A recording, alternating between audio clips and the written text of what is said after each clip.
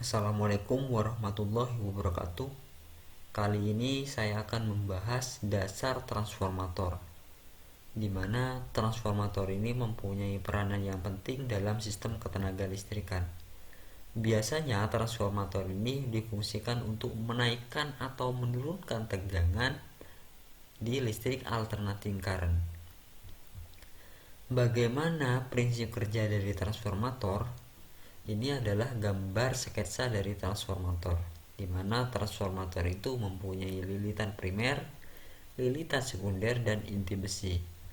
Lilitan primer ini akan terhubung kepada listrik PLN, sedangkan lilitan sekunder ini akan terhubung kepada beban. Listrik PLN yang akan menyuplai kepada transformator itu adalah listrik bolak-balik. Maka arusnya bolak-balik sesuai dengan frekuensi yang ada di Indonesia, yaitu 50 Hz. Jika suatu kawat dialiri arus listrik, maka di kawat itu akan terjadi medan magnet. Karena listriknya bolak-balik di lilitan primer, maka medan magnet di lilitan primer juga bolak-balik. Medan magnet bolak-balik diperkuat oleh inti besi sehingga sampailah kepada lilitan sekunder. Sehingga di lilitan sekunder itu akan terjadi perubahan fluksi. Perubahan fluksi yang terus-menerus mengakibatkan timbullah GGL induksi pada ujung-ujung kumparan di lilitan sekunder. Jika kita berbicara tentang transformator, maka kita tidak akan terlepas dari hukum fisika, yaitu hukum Faraday.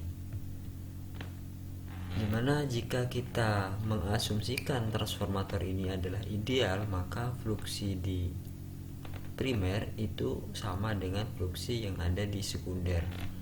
Maka persamaan ini bisa ditulis seperti ini: tegangan primer dibagi tegangan sekunder itu sama dengan lilitan primer dibagi lilitan sekunder.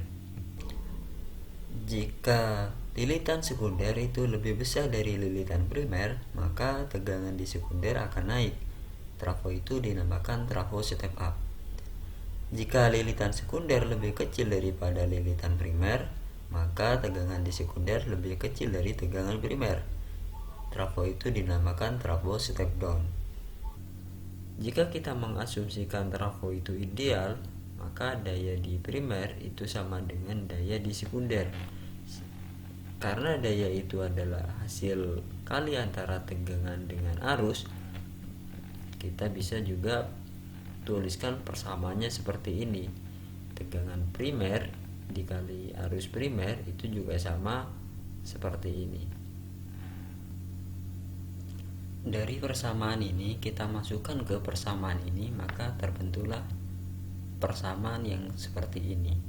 Artinya jika lilitan di sekunder lebih besar dari lilitan primer, maka tegangan di sekunder itu akan naik, akan tetapi arusnya akan turun. Tidak semua transformator itu ideal. Transformator itu juga mempunyai efisiensi, yaitu perbandingan daya sekunder dibandingkan dengan daya primer. Atau kita bisa menuliskan seperti ini: karena daya itu adalah hasil kali antara tegangan dengan arus. Jika ditanya berapa daya yang hilang akibat peristiwa kalor, saya contohkan seperti ini. Ini adalah daya yang masuk kepada transformator. Yang ini adalah daya keluaran dari transformator.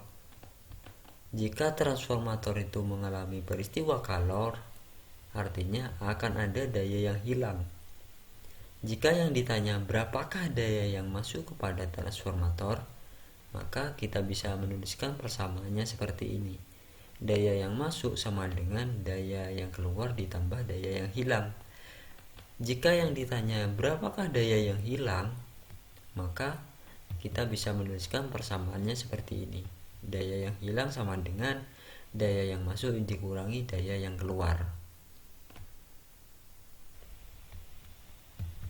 Seperti yang sudah saya jelaskan tadi, bahwasannya transformator itu terdiri dari lilitan primer, lilitan sekunder, dan inti besi. Jika kita menggambarkan ke dalam rangkaian ekuivalen, maka seperti ini rangkaian ekuivalen dari transformator. Jika kita mengambil dari sisi primernya saja, maka akan membentuk seperti ini, terdiri dari resistansi dan reaktansi, sehingga pemodelan dari transformator seperti ini. Impedansi sama dengan resistansi ditambah reaktansi. Demikian penjelasan singkat dari saya tentang transformator. Jika ada salah kata, mohon maaf. Assalamualaikum warahmatullahi wabarakatuh.